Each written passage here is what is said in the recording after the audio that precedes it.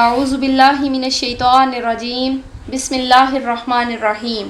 شاہد بھائی، بہت سی خواتین کہتی ہیں کہ ہم نے ہر طرح کے وظیفے کر لیے، ہم نے ہر طرح کے نوافل پڑھے، ذکر کیے، سب کچھ کر لیا، لیکن ہماری دعائیں قبول نہیں ہوتی، ہماری حاجات کی تکمیل نہیں ہوتی، ہم جن مسائل میں گھرے ہوئے ہیں ان سے نکلنے کی کوئی راہ نظر نہیں آتی۔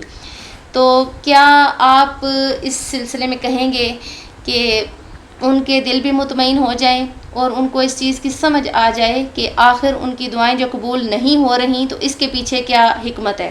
جی، سبحان اللہ، بہت بہت شکریہ جی۔ واقعی یہ تو بہت ہی بڑا سوال ہے اور چینل پہ ہمارے واقعی یہ بہت دفعہ پوچھا گیا ہے۔ بڑی مہربانی آپ کی، آپ نے سوال کو سلیکٹ کیا۔ یہ بڑا غور طلب معاملہ ہے۔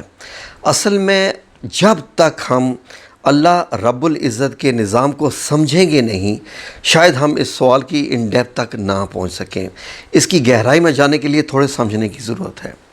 فار ایگزامپل، اللہ رب العزت نے جو ہے وہ قرآن پاک میں آسان لفظوں میں فرمایا کہ جب یہ مجھ سے دعا کرتے ہیں تو میں ان کی دعائیں قبول فرماتا ہوں۔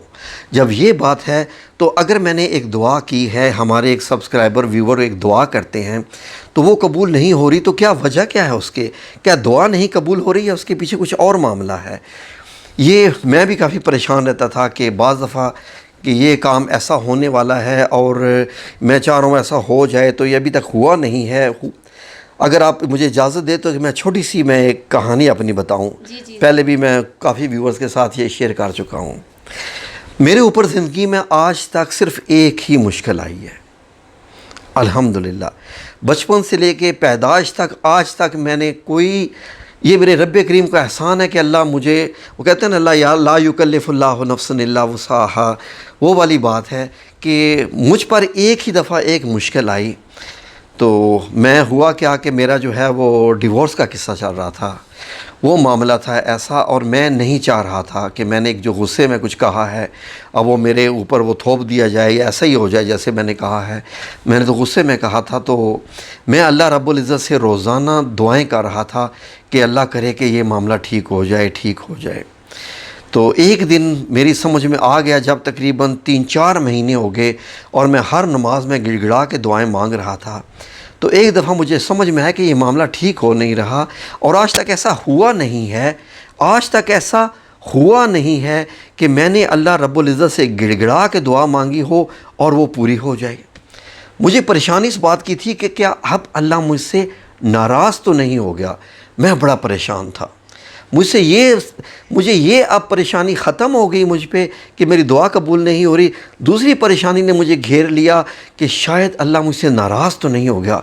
ایک دن مجھے ابھی تک یاد ہے کہ ہمارے آفس میں ہی جماعت ہوتی تھی، تو سب لوگ نماز پڑھ کے، مغرب کی نماز تھی، اٹھ گئے، میں بیٹھا رہ گیا۔ میں نے کہا یا رب العزت، میں روزانہ تجھ سے دعائیں کرتا ہوں، ہر نماز میں دعائیں کرتا ہوں، اس معاملے میں میری عزت کا معاملہ ہے، میرے رب کریم مجھ پہ احسان کر یہ معاملہ، تو یہ ابھی تک تو نے نہیں کیا۔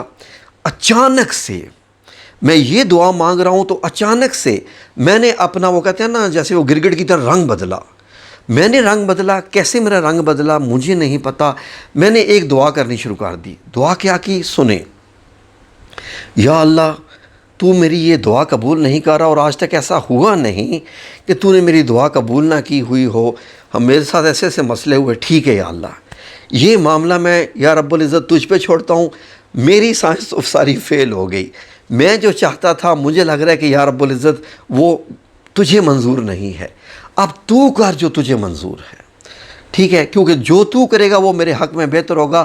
آئندہ سے میں یا رب کریم تجھ سے یہ میں دعا نہیں مانگوں گا کہ یہ میرے ڈیورس کا مسئلہ حل ہو جائے۔ یقین کریں کہ میرے اوپر ایک سیٹسفیکشن طاری ہو گئی، ایسی سیٹسفیکشن طاری ہوئی، مجھے یہ پتا تھا کہ میں جس کے ساتھ ڈیورس کا قصہ چل رہا ہے اس کے ساتھ میری زندگی نبھنے والی نہیں ہے، کیونکہ ایک انڈرسٹینڈنگ ہی نہیں تھی، ایک مائنڈ سیٹ ہی نہیں تھا، ایک یہ مجھے معلوم تھا، لیکن میں یہ سوچا تھا کہ چلے میں کوشش کروں گا کہ ایڈجسٹ ہو جاؤں۔ اس وقت جو میرے اوپر سیٹسفیکشن طاری ہوئی نا، اور اس کے بعد پھر کچھ ہی دنوں کے بعد ڈیورس ہو گئی اور اللہ رب العزت نے میری وائف کے ساتھ یہ میری منگنی ہوئی، تو اچانک میری لائف میں ایسی چینج ہوئی. اور شادی کے بعد جب میرے مطلب یہ ہے کہ وائف سے میرا واسطہ پڑا تو میں نے کہا یہ تو دنیا ہی بدل گئی. میں نے رابعہ یقین کریں کہ 20 نوافل شکرانے کے اللہ رب العزت کے حضور ادا کیے کہ یا اللہ تو نے میری دعائیں نہیں سنی تھی، اگر یا رب کریم تو وہ میری دعا سن کے میرا کام وہ کر دیتا تو آج میں گھٹ گھٹ کے جی رہا ہوتا، آج میں گھٹ گھٹ کے جی رہا ہوتا. تو اس سے مجھے اندازہ ہوا تھا کہ اگر آپ کی دعا قبول نہیں ہو رہی تو اس میں رب کریم کی حکمت شامل ہوتی ہے. ایک چیز یہ کہ آپ ہمیشہ اللہ سے یہ دعا کریں کہ اے اللہ مجھے اپنی رضا میں راضی رہنے کی توفیق عطا فرما. جی بالکل، اسی لیے مطلب میں نے جو اللہ رب العزت سے جو ہے وہ عرض کی تھی وہ یہی تھی کہ یا رب العزت مجھے لگ رہا ہے کہ یہ معاملہ درست نہیں ہے تو تو وہ میرے حق میں کر دے جس میں تیری رضا ہے. تو یہ ایسا ہوا. ہاں اگر فار ایگزامپل کوئی آپ کسی مصیبت میں پھنس گئے ہیں، آپ کے اوپر کوئی کیس ہو گیا، کوئی بچے کی پریشانی ہو گئی ہے، کوئی بچہ بیمار ہو گیا ہے، تو آپ ٹھیک ہے کہ حکمت تو ہوتی ہے اللہ کی. تو ناظرین آپ سے میری یہ درخواست ہے کہ ایک طریقہ اختیار کرے جو میں نے اختیار کیا تھا، اور یقین کرے کہ مجھے میرا رب کریم اس وقت بھی گواہ ہے جب میں یہ ویڈیو بنا رہا ہوں کہ مجھے اللہ رب العزت نے ہمیشہ، یقین کریں کہ رب کریم نے مجھے بلیس کیا، مجھے جو ہے میری دعا سنی اور میرے حق میں اللہ رب العزت نے فیصلہ کیا. رابعہ میں کیا کرتا تھا کہ میں جب ایسے پریشان ہوتا تھا کہ کوئی کام میرا اٹکا ہوا ہے، پریشانی آ گئی ہے، کچھ بھی ہو گیا ہے، تو میں اپنے آرام اور سکون کو چھوڑ دیتا تھا، بستر کو چھوڑ دیتا تھا. میں بستر کو چھوڑ کے اپنا ہی میرا ایک کمرہ ہوتا تھا، ایک بیچلر اکاموڈیشن تھی میری، وہاں میں اپنے کمرے میں مصلی بچھا کے میں یہ دیکھتا تھا کہ یہ مطلب عصر اور مغرب کے بیچ کا وقت تو نہیں ہے، باقی اوقات میں کسی وقت بھی مصلی بچھا کے 2 رکعت نماز نفل ادا کرتا تھا یا رب کریم کی محبت میں کہ یا رب کریم مجھے تجھ سے بہت پیار ہے، تو میرا رب کریم ہے، تو میرا دوست ہے. میں جب 5 سال کا بھی تھا نا تو مجھے کہتے تھے نا، میری بہنیں سوال کرتی تھی کہ اللہ کا پتہ ہے کون ہے؟ اللہ کو میں کہتا تھا میرا دوست ہے. تو وہ کہتی تھی کہ اللہ دوست ہے، ایسی تو نے دوست بن گیا ہے، تو دوست کے لیے تو بڑی دوستی کا حق ادا کرنا پڑتا ہے. تو میں نے کہا بس میرا دوست ہے، میں دل میں کرتا ہے دوست کرنے کو. تو میں یقین کریں کہ میں کہتا تھا کہ اے دوست تو اس جہان کا پالنے والا ہے، پیدا کرنے والا ہے، سب کچھ تیرے حق میں ہے، میں تیرے حضور تیری محبت میں یہ 2 رکعت نماز ادا کر رہا ہوں نفل، میری کچھ حاجات ہیں وہ میں تجھے بعد میں بتاؤں گا، پہلے ہی نہیں. 2 رکعت خشوع و خضوع کے ساتھ میں کہتا تھا کہ مجھ سے کوئی زیر زبر کی بھی مسٹیک نہ ہو، اور میں پھر خوبصورت لمبی لمبی آیات پڑھتا تھا تاکہ اللہ کو پتہ چلے کہ مغرو نہیں پہ لاندہ، یہ مجھے ٹال نہیں رہا. ٹھیک ہے نا. میں پھر لمبی لمبی جو ہے ایک سورت ختم ہوئی دوسری شروع کر دی، دوسری ختم ہوئی تیسری شروع کر دی. اصل میں اس وقت ایک کیفیت جو بندے پر طاری ہوتی ہے نا، وہ سرور کی کیفیت، سرور کی اس وقت دل چاہتا ہے کہ بندہ تلاوت کرے. تو میں پھر جب یہ 2 رکعت ہی میری آدھے گھنٹے کی ہو جاتی تھی، یہ کرنے کے بعد میں بیٹھتا تھا نا، پھر میں سمجھتا تھا کہ ہاں اب میں شاید تھوڑا سا اس لائق ہو گیا ہوں کہ میں اپنے رب کریم کے حضور بیٹھ سکوں. پھر بیٹھنے کے بعد میں اتحیات میں جیسے جو پوزیشن ہوتی ہیں اس میں بیٹھ کے میں پھر ہاتھ اٹھا لیتا تھا اور میں کہتا تھا یا رب کریم تیرے علاوہ اور کوئی بھی نہیں، تیرے پیغمبر صلی اللہ علیہ وآلہ وسلم جو ہے وہ وسیلہ ہیں، تو میں ان کے وسیلے سے تجھ سے یہ مانگتا ہوں، اگر تو مجھ سے راضی ہے تو یا رب کریم میں اس جو ہے وہ اس دوستی کے حق میں، اور تو میرا رب ہے سب سے پہلے تو اس حق میں کہ تیرے علاوہ اور ہے ہی کوئی نہیں تجھ سے علاوہ. میں آدھا پونا گھنٹہ دعائیں مانگتا رہتا تھا، اور اس کے بعد اپنا سر سجدے میں لے جا کے، سجدے میں کرنے کے بعد یقین کریں کہ سجدے میں لے جا کے آیت الکرسی پڑھنی، سورہ فاتحہ پڑھنی، اور سورہ بقرہ کی آخری 2 آیات پڑھنی، چاروں کل پڑھنے، اور یہ سارے پڑھنے کے بعد سجدے کی حالت میں ہی گڑ گڑانا شروع کر دیتا تھا. یہی سجدے کی حالت میں پڑھا ہوں، یا رب یہ مسئلہ میرا حل کر دے، یا رب یہ میرا مسئلہ حل کر دے، یا رب یہ مسئلہ حل کر دے. یہاں تک کہ میں رونا شروع کر دیتا تھا کہ مجھے ہچکی بند جاتی تھی، رکت طاری ہو جاتی تھی، اور جب میرا سانس اکھڑنے لگتا تھا تو پھر میں اپنا سر اٹھاتا تھا سجدے میں، اور 2-3 سانس لمبے لے کے پھر سجدے میں چلا جاتا تھا، اور 1.5 گھنٹہ یقین کریں میں اس حالت میں رہتا تھا۔ اور اب آپ کو ایک مزے کی بات بتاؤں، جب میں سجدے کی حالت سے اٹھتا تھا نا دعا وغیرہ مانگ کے، یقین کریں کہ میری دل کی حالت، میری قلبی کیفیت یہ ہوتی تھی کہ جیسا میرا کام ہو چکا ہے۔ مجھے محسوس ہو جاتا تھا میرے دل کو کہ میرا اب کام ہو چکا ہے، اور اسی طریقے سے اللہ رب العزت میرے دل پہ ایک سکون طاری کر دیتا تھا۔ اسی سکون کے تحت ہی میں کہتا تھا یا رب تیرا لاکھ لاکھ شکر ہے، تیرا میں رب کریم شکر ہے کہ تو نے مجھے توفیق عطا فرمائی کہ میں نے تیرے حضور اپنے ہاتھ اٹھائے، اور اس کے بعد مجھے خبر آتی تھی کہ آپ کا کام ہو گیا ہے، آپ کا کام ہو گیا ہے۔ اور اسی طریقے سے میں رب کریم سے مانگتا ہوں۔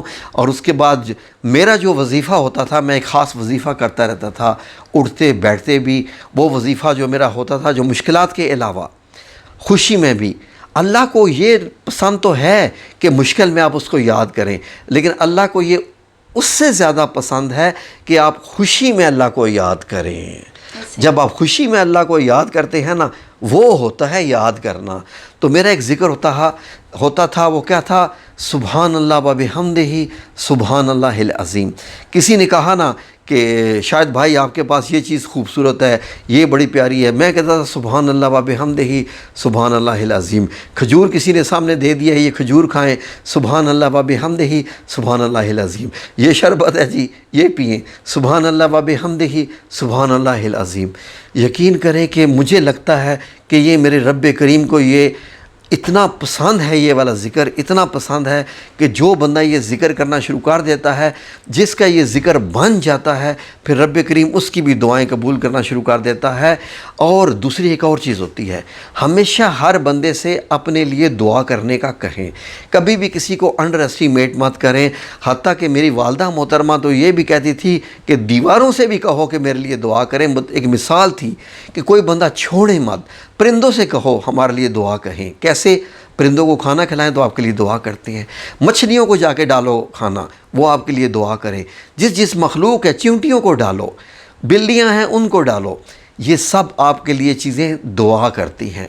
جتنی زیادہ آپ کے لیے دعائیں ہوں گی، اتنا ہی زیادہ آپ کے اوپر اللہ کا فضل اور برکت جاری رہے گی، اور اس سے دعائیں بھی جلدی قبول ہونا شروع ہو جاتی ہیں، اور دعا کوئی بھی رد نہیں جاتی۔ کچھ دعائیں ایسی ہیں جو کہ میرے نبی کریم صلی اللہ علیہ وآلہ وسلم نے فرمایا کہ رکھ لی جاتی ہیں، حکمتاً رکھ لی جاتی ہیں۔ اللہ رب العزت قیامت والے دن وہ ہمیں ثواب کی صورت میں، حسنات کی صورت میں پیش کرے گا۔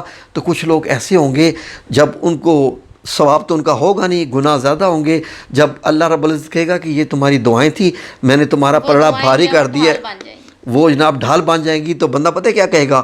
کاش کہ دنیا میں میری دعا قبول ہی نہ ہوئی ہوتی۔ تو یہ ہے ساری چیز۔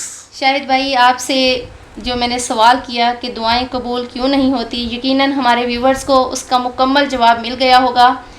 میں امید کرتی ہوں کہ اللہ رب العزت نے جس قدر آپ کو عطا کر رکھا ہے، آپ اس میں سے جب کسی دوسری مخلوق پر یا اپنے جیسی ہی مخلوق پر خرچ کریں گے تو اللہ رب العزت یقیناً اپنے دیے ہوئے رزق میں کبھی کمی نہیں کرے گا، بلکہ اس میں مزید برکت عطا فرمائے گا۔ انشاءاللہ آمین۔ دل کھول کر صدقات کیا کیجئے، دل کھول کر بھلائیاں اور نیکیاں کیا کیجئے، نفرت اور بغض کو دل میں کبھی بھی جگہ نہ دیجئے، تو انشاءاللہ آپ کے منہ سے نکلی ہوئی ہر بات یقیناً اللہ رب العزت آپ کے حق میں بھی اور آپ کے ارد گرد کے لوگوں کے حق میں بھی قبول فرمائے گا۔ آمین یا رب العالمین۔ آج کی ہماری ویڈیو یہاں تک ہی ہے، انشاءاللہ ایک نئی ویڈیو کے ساتھ آپ کے لیے حاضر ہوں گے۔